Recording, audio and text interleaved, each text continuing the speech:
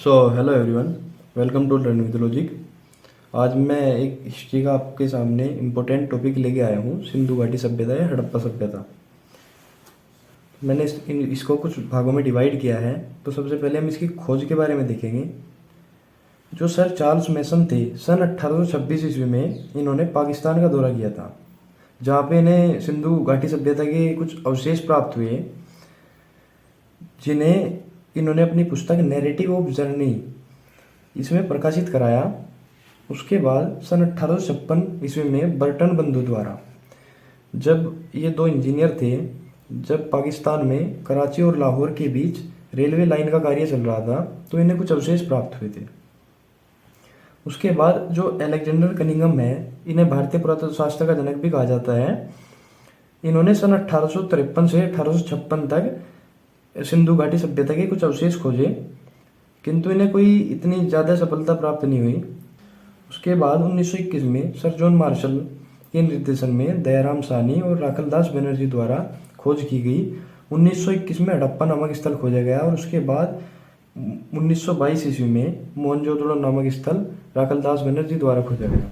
अब हम इसके काल के बारे में देखेंगे। जो सर जॉन मार्शल थे, जिनके निर्देशन में सिंधु घाटी सभ्यता का पहला स्थल हड़प्पा खोजा गया था, उनके अनुसार इसका कार्यकाल 3250 बीसी से 2750 बीसी तक है। और जो कार्बन डेटिंग पद्धति होती है, C14 पद्धति, उसके अनुसार सिंधु घाटी सभ्यता का जो कार्यकाल है वो 2350 बीसी से 1750 बीसी माना गया है। अब हम इसका नामकरण देखते हैं। तो जो इसका सिंधु सभ्यता नाम पड़ा, वो इसलिए पड़ा जब जो इसके शुरुआत में सर्वाधिक स्थल खोजे गए थे, वे सिंधु नदी के तट पे पाए जा रहे थे, तो इसलिए इसका नाम सिंधु सभ्यता रख दिया गया। जो इसका हड़प्पा सभ्यता नाम रखा गया है, वो इसलिए रखा गया है क्योंकि इसके स्थल अलग अलग जगहों पे भी पाए गए हैं। जैसे मेरठ में है, जम्मू कश्मीर में है, राजस्थान में है, गुजरात में है, महाराष्ट्र में है, और तो इसलिए इसे सिंधु सभ्यता कहना उचित नहीं समझा और इसका हड़प्पा सभ्यता नाम भी रख दिया। अब हम इसकी विशेषताएं देखेंगे। जो सिंधु घाटी सभ्यता की विशेषता है, यह विश्व में एकमात्र नगरीय सभ्यता थी। यह कांस्ययुगीन सभ्यता थी। यहाँ के लोगों ने तांबे में टिन मिलाकर कांस्य का निर्माण किया, इसलिए इसे कांस्ययुगीन सभ्यता भी कहते हैं। तो यह एक आद्य ऐतिहासिक वो काल की सभ्यता है।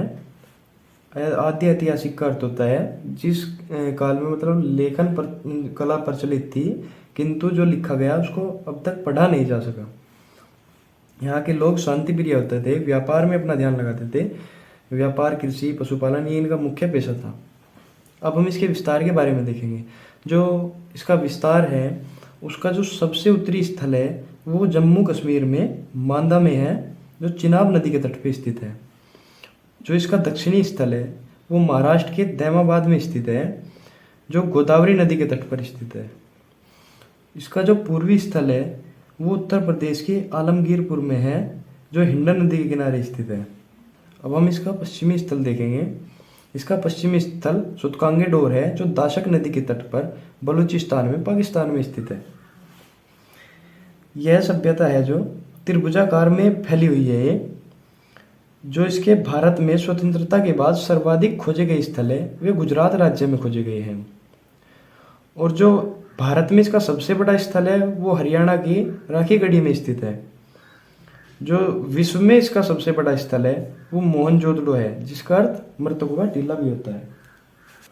अब हम इसके प्रमुख स्थल देखेंगे और उनसे मिलने वाली जो प्रमुख वस्तुएं हैं जो अक्सर एग्जामों में पूछ ली जाती है, उनको देखेंगे। तो जो इसका सबसे पहला स्थल है हड़प्पा, यह पाकिस्तान में रावी नदी के बाएं तट पर स्थित है। इसको 1921 में जॉन मार्शल के निर्देशन पे दयाराम साहनी ने खोजा था। अब जो यहाँ से वस्तुएं प्राप्त हुई है हम उनको देखेंगे। यहाँ से हमें एक स्वास्तिक चिन्ह प्राप्त हुआ है, 6 अन्नागार मिले हैं और एक श्रमिकों का आवास प्राप्त हुआ है हमें यहाँ से। और एक जो प्रमुख चीज़ है यहाँ से, एक मोहर है, चकोर मोहर है वो, उस पर स्त्री के गर्भ से पौधा निकलता दिखाई दिया है, जिससे हमें पता चलता है कि ये माता देवी की पूजा करते थे और धरती को उर्वरता की देवी मानते थे। अब हम मोहनजोदड़ो को देखेंगे। जो इसका दूसरा स्थल है पाकिस्तान में, सबसे बड़ा स्थल है सिंधु घाटी सभ्यता का यह है। इसको मोहनजोदड़ो का अर्थ होता है मृतकों का टीला। यह सिंधु घाटी सभ्यता का सबसे बड़ा स्थल है विश्व में। जबकि भारत में पूछा जाए तो राखीगढ़ी है हरियाणा में, पर यह जो सिंधु घाटी सभ्यता का विश्व में स्थल है, ये सबसे बड़ा स्थल है। इसे 1922 में राखलदास बनर्जी द्वारा खोजा गया। यह सिंधु नदी के दाएं तट पर स्थित है। यहाँ से हमें एक बड़ा स्नानागार प्राप्त हुआ है जिसकी लंबाई 11.88 मीटर लंबा है, ये 7.01 मीटर चौड़ा है और 2.43 मीटर गहरा है।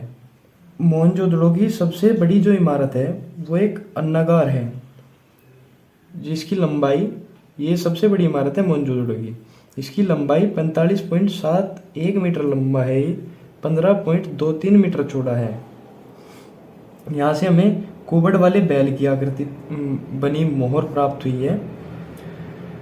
यहाँ से हमें सीप का पैमाना, कांसे की एक नर्तकी की मूर्ति प्राप्त हुई है हमें यहाँ से, और सूती वस्त्र के साक्ष्य, पशुपति महादेव की मोहर प्राप्त हुई है हमें यहाँ से, जिस पर एक हाथी, गेंडा, बाघ, भैंसा और पैरों पे 2 हिरण बने हुए हैं और उनके सिर पे 2 सींग है। अब हम इसके जो अफगानिस्तान में 2 प्रमुख स्थल मिले हैं हमें, एक शोरतगुई और मुंडीकाक। ये अक्सर एग्जाम में सीधे पूछ लिए जाते हैं कि शोरतगुई कहाँ पाया गया था, तो ये अफगानिस्तान में पाया गया था, सिंधु घाटी सभ्यता का स्थल है। अब हम इससे अगला स्थल कालीबंगा को देखेंगे, जिसका अर्थ होता है काले रंग की चूड़ियाँ। ये राजस्थान के हनुमानगढ़ जिले में घग्गर नदी के तट पर स्थित है। इसकी जो खोज है वो बीबी लाल और बी के थापर ने की थी। यहाँ से जो हमें आवश्यक वस्तुएं प्राप्त होती है, यहाँ से हमें जुते हुए खेत के साक्ष्य प्राप्त होते हैं। जल निकास प्रणाली का हमें यहाँ पे अभाव मिलता है, यहाँ पे जो नालियाँ थी वे नहीं थी। यहाँ से हमें युगल शवाधान के प्रमाण मिलते हैं। यहाँ के मकानों से एक पल्ले वाला दरवाज़ा प्राप्त होता है हमें। यहाँ से हमें अलंकृत ईंटें और अग्निकुंड के साक्ष्य प्राप्त होते हैं। अब हम इससे जो अगला इम्पोर्टेंट स्थल है सिंधु घाटी सभ्यता का, हम उसको देखेंगे लोथल। यह गुजरात में भोगवा नदी के तट पर स्थित है। इसकी खोज रंगनाथ राव ने की थी। यह एक बंदरगाह नगर था। यहाँ से हमें चावल उपजाने के साक्ष्य प्राप्त हुए हैं और यहाँ से हमें जो अन्न पीसने की चक्की है वो प्राप्त हुई है। युगल शवाधान, फारस की मोहरें प्राप्त हुई है, जिससे हमें पता चलता है कि सिंध वासियों का व्यापार संभवतः फारस के साथ होता था। यहाँ से हमें नाव के साक्ष्य मिले हैं, अग्निवेदी के प्रमाण मिले हैं और हाथी दांत का पैमाना प्राप्त हुआ है। यहाँ से हमें एक चित्रित मिट्टी का बर्तन मिला है जो पंचतंत्र की कहानी चालाक लोमड़ी की याद दिलाता है। इससे अगला जो प्रमुख स्थल है वो चनहुदड़ो है, जो पाकिस्तान में स्थित है, सिंधु नदी के तट पर स्थित है ये, जिसकी खोज गोपाल मजूमदार ने की थी। यहाँ से हमें सैंधव संस्कृति के जो बाद झोकर और झाकर संस्कृति विकसित हुई, इसके प्रमाण हमें मिलते हैं। यहाँ से चनहुदड़ो से हमें मनके बनाने का कारखाना, लिपस्टिक और जो श्रृंगार का सामान होता है वो प्राप्त हुआ हमें। यहाँ पे एक ईंट पर बिल्ली का पीछा करते हुए कुत्ते के पैरों के निशान प्राप्त हुए। यहाँ से गुड़िया बनाने का कारखाना और वक्राकार ईंटें, कांसे की बैलगाड़ी, ये सब हमें यहाँ से प्राप्त हुए। ये अक्सर एग्जाम में सीधे के सीधे पूछ लिए जाते हैं कि कौन सी वस्तु कहाँ से प्राप्त हुई।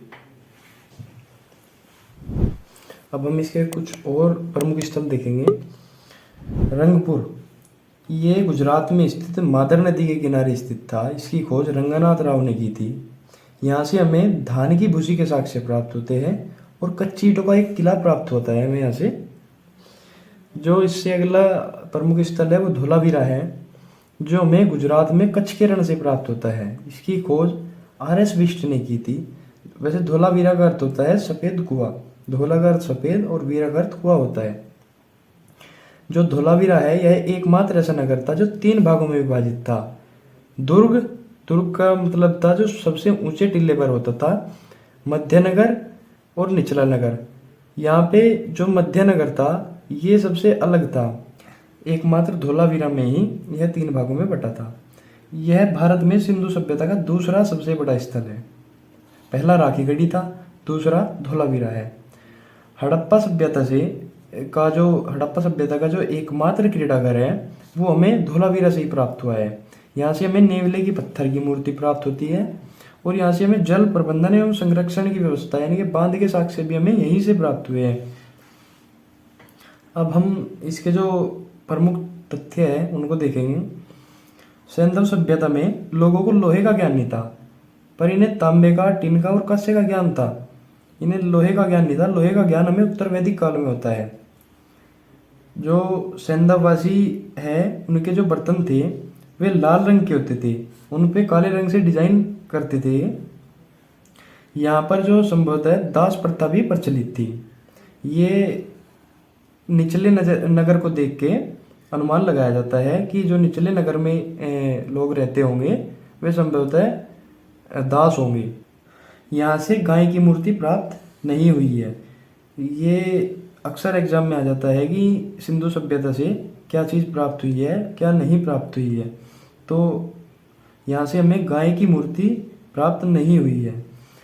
ये लोग पासे का खेल खेलते थे। वे नृत्य द्वारा मनोरंजन करते थे। बनावली से हमें मिट्टी के हल्के साक्ष्य मिले हैं।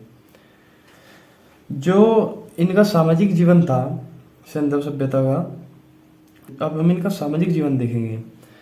हड़प्पा समाज संभवतः मात्र सत्तात्मक था, क्योंकि हमें बहुत सारी मूर्तियां मिली है स्त्रियों की, तो उससे अनुमान लगाया जाता है कि इनका समाज मात्र सत्तात्मक रहा होगा। यहाँ के जो लोग थे वे शांति प्रिय थे। वे युद्धों में ध्यान नहीं था उनका, क्योंकि हमें कहीं भी खुदाई में किसी भी अस्त्र शस्त्र के अवशेष नहीं प्राप्त हुए हैं अब तक। तो इससे अंदाजा लगाया जाता है कि ये लोग बहुत शांति प्रिय थे। सैंधव वासियों का मुख्य व्यवसाय पशुपालन, कृषि व उद्योग था। सबसे पहले विश्व में जो कपास उत्पादन का श्रेय जाता है वो सैंधव वासियों को ही जाता है। इन्होंने ही विश्व में सबसे पहले कपास उगाया था। अब हम इसके प्रमुख स्थल देखेंगे। तो इसका जो प्रमुख स्थल है पहला हड़प्पा, ये 1921 में दयाराम साहनी द्वारा रावी नदी के तट पर खोजा गया। ये पाकिस्तान के पंजाब प्रांत के मोंटगामरी नामक स्थान पर है। जो इसका दूसरा स्थल है मोहनजोदड़ो, इसे 1922 में राखलदास बनर्जी द्वारा खोजा गया। ये सिंधु नदी के दाएं तट पर स्थित है। ये पाकिस्तान के सिंध प्रांत के लरकाना क्षेत्र में आता है। इसके बाद देखेंगे हम सुतकांगी डोर, जिसे 1927 में आरेल स्टाइन द्वारा खोजा गया। ये दाशक नदी के तट पर स्थित है। ये पाकिस्तान के बलूचिस्तान में स्थित है।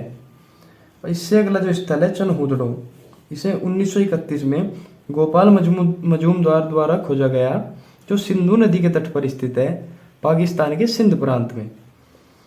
इससे अगला स्थल जो कलीबंगा है, इसे 1953 में बी के थापर और बी लाल ने खोजा था, घग्गर नदी के तट पर, राजस्थान के हनुमानगढ़ जिले में स्थित है।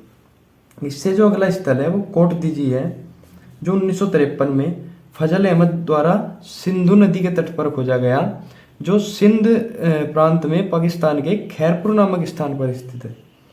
इससे जो अगला स्थल है वो रंगपुर है, वो 1953-54 में रंगनाथ राव ने खोजा था। मादर नदी के किनारे स्थित है। यह गुजरात के काठियावाड़ जिले में स्थित है।